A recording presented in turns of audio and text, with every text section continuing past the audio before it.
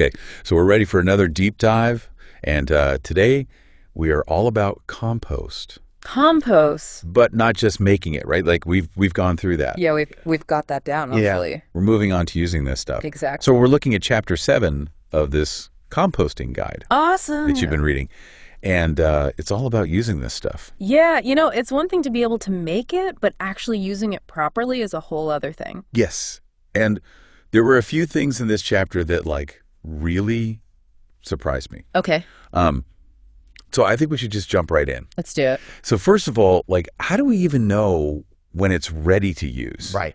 Because I think, like, I would be very tempted to just, like, grab it and go. Oh, yeah, absolutely. Especially if you're, like, early spring and you're Yeah, you're itching. itching to get out there. Yeah. But the chapter really stresses that, like, if you rush it, you can actually do more harm than good. Absolutely. Yeah, and that's why it's so important to make sure it's really, truly finished. So what are the signs? Like, how do we Yeah, how do you know? How do we know?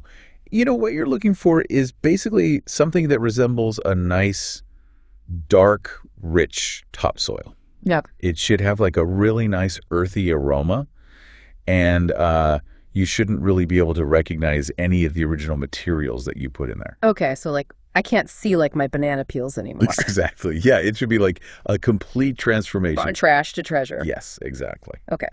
But the book also mentioned that like it can take a while Oh, it definitely to can. get to that point. Yeah. So how long are we talking? It really depends on your method and your conditions. Okay. But it can take anywhere from like a few months to even a year. Wow. Yeah. A whole year. It's a test of patience sometimes. Yeah, like aging a fine wine or something. Exactly. Yeah. Yeah. And that's really because all of those complex organic compounds need time to break down into those simpler forms that your plants can then use.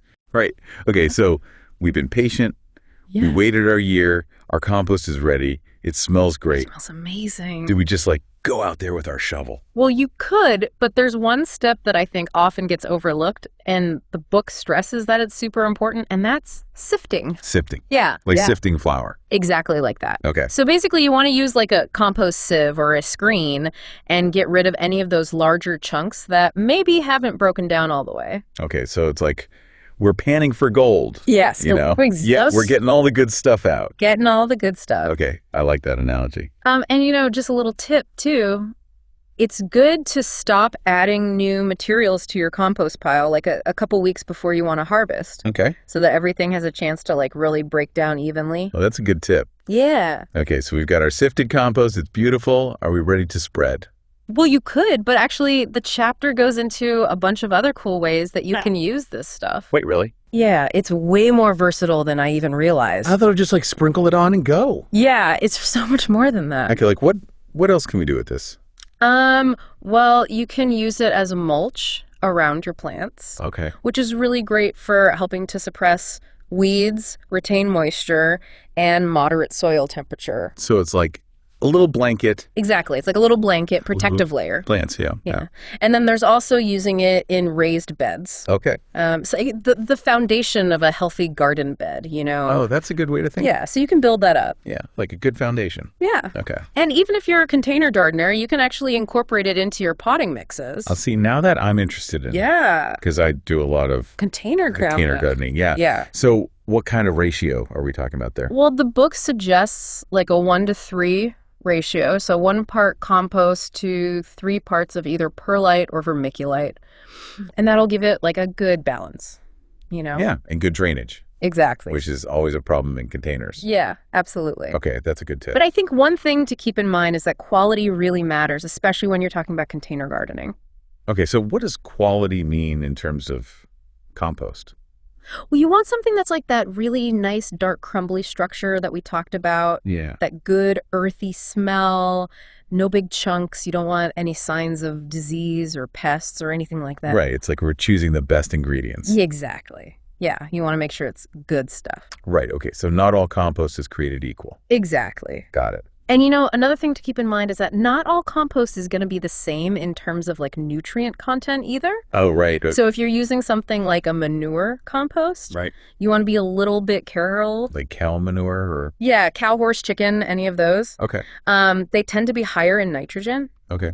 So you don't need to use as much. All right, so that's something to keep in mind. Yeah, definitely. Okay, now I have a question. Like, we've been talking about all the good stuff about compost, but can you have too much of a good thing? That is a very good question. Like, is it possible to overdo it with the compost? Yes, you definitely can. Really? It's not like a magic cure-all, you know? Interesting. Yeah. Okay, well, this is a lot to think about already. Yeah, it is. So I think maybe we should take a little break. Yeah, let's regroup. And when we come back, we'll talk about what really stood out to us from what we've talked about so far. Yeah, I'd love to hear your thoughts. Yeah. Okay. Yeah, that's great. So we were talking about all the different ways to use compost. Yeah. And I think that's what's really sticking with me. Yeah. Like, it's so versatile. Yeah, I was really struck by how important it is to really pay attention to your compost before you even use it. Right. Like before we even get to the using part. Exactly. We got to make sure we have like the right stuff. Like you were saying, the smell, the texture, all that. Absolutely, making sure it's really broken down. Yeah. And that sifting thing too. Oh, yeah. I never really thought about sifting compost before. I know. It makes such a difference, though. It makes sense, though, especially if you can use it in like a potting mix or something. Right. You don't want those big chunks in there. No. Yeah. But speaking of potting mix, that's what I was really excited about. Oh, yeah. Like, ooh, I could make my own potting mix. Yeah. I never thought about that. It's so much cheaper, too. Right. Especially if you're already composting, you know? Yeah, and you're like basically getting rid of your food scraps and then You're closing the loop. closing the loop. Exactly. Yeah, that's a good feeling. Okay, so we've got all these different ways to use it. Mm-hmm. Are there certain types of compost that are better for different things? Oh, that's a good question. Like, The book does mention that a little bit. okay. Like, if you're going to use it as mulch, it's good to have something that's a little coarser, like maybe with some wood chips or some straw in it. So it's like airier. Exactly. It'll breathe better. Okay, so coarser for mulch, finer for potting mix. Yeah, exactly. What about for different plants? Oh, that's a good point. Doesn't matter. Different plants definitely have different needs. Right. Like leafy greens, for example. They need a lot of nitrogen. Okay. So a compost that's higher in nitrogen would be good for them. Okay. But if you're growing something like flowering plants, Yeah. they need more phosphorus. Bloom. Exactly, to help them flower. Okay. So, yeah, you got to think about what you're growing. This is a lot. It's more complicated than you think. It is. Yeah. But it's fun. It is fun. Okay, but now I'm like a little worried about overdoing it. Oh, yeah. Because we talked about that. Yeah, you could definitely give your plants too much of a good thing. I know, and now I'm like scared of that root burn. Yeah, nobody wants root burn. Are there like signs that I can look for? Yeah. Just pay attention to your plants. Oh, like if you see them wilting, even if the soil is wet, Mm-hmm. that could be a sign of too much nitrogen. Okay. And if you see like stunted growth or yellowing leaves, Yeah. that could be a nutrient imbalance. So it's like we're plant detectives Yes. looking for clues. You got to figure out what they're trying to tell you. This is making me think about that time I added way too much compost to my tomato bed. Oh, yeah. Remember I was telling you about that? Yeah, we've all been there. And they were so sad. I know, but that's how we learn, right? I guess so, yeah. Yeah. It's all about finding that balance. Moderation. Exactly. Okay. Well, I feel like I'm starting to get it. Good. Like all the little nuances. Yeah. What about you? What really stood out to you from this chapter? I think for me, it was realizing that compost isn't just about adding nutrients to the soil. Yeah. It's really about improving the structure of the soil itself. Oh, that's a good point. Yeah. Yeah. Okay. Let's talk about that then. We've been talking about compost as mulch.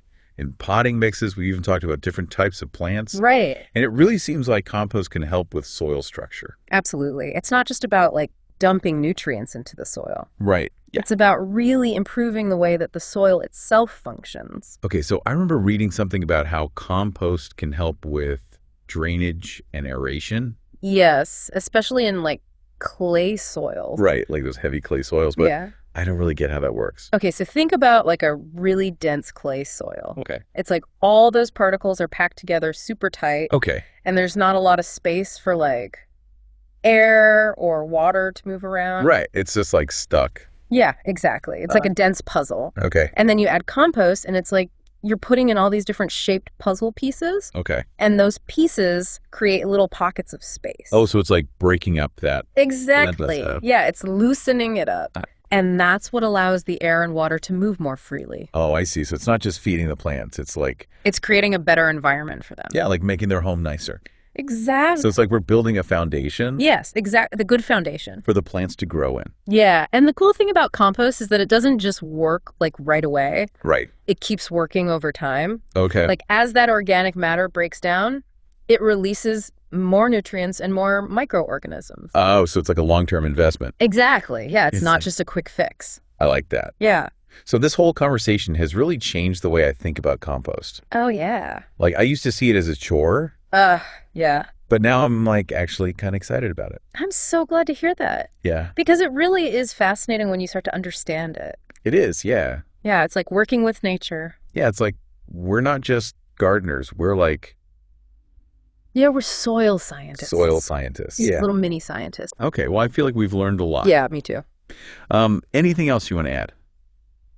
I think the biggest takeaway for me is that compost is really all about connecting with nature. Oh, yeah. You know, it's about understanding those cycles of like decomposition and renewal. Yeah, and it's about seeing like my banana peels and my coffee grounds as like Yeah, it's not trash. not trash. Yeah. It's the building blocks of life. Okay, well, this has been amazing. Yes, it has. Thank you so much for this deep dive. I had a great time. And to our listeners, be sure to check out that composting guide we keep talking about. Yeah, it's full of great information. So much more than we could ever cover here. Definitely. So keep learning, keep composting, and we'll see you next time. Happy gardening, everyone.